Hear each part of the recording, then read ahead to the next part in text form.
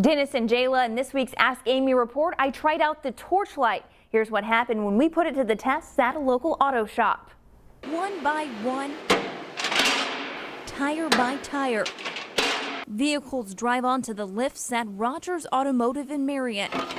That's when the challenge begins for the mechanic. There's not a lot of light that comes in during the day. So Rogers is forced to use corded lights, which usually end up being one tangled up mess. You can't ever keep them out of the way. You're always unplugging them, getting them plugged up. They're getting tangled up in the other parts of the vehicle. To hopefully brighten up his workplace, we're putting the torch light to the test.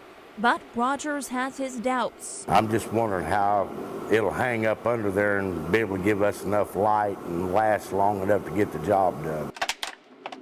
After opening up the torch light, we glanced over the directions. Actually, no, I don't really see much on it. In small print on the back of the package, it calls for batteries. 3 AA's. We loaded them up and there was light. It definitely ought to put out enough light to be able to see what you're doing under there. Like the flood, and then you got like a spot for like a regular flashlight. We grabbed our tools and it was time to get busy. As Rogers begins to work, you'll notice the torch light stays in place thanks to the swivel hanging hook. We're just putting good light towards what we're working on.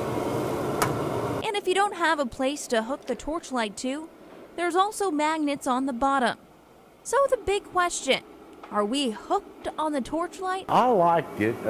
It's better than most of them. We've had a few of them in there before. That seems like it rotates better. It's got a little bit better lighting than the other ones that we've got. So it seems to be a pretty good product. While this is a great product to have around the house, the one thing we couldn't test in the short period of time was the battery life. But I'd say it'd be worth the risk to be hands-free. According to Rogers, the torch light earns a thumbs up. In studio, Amy Fox, News 3.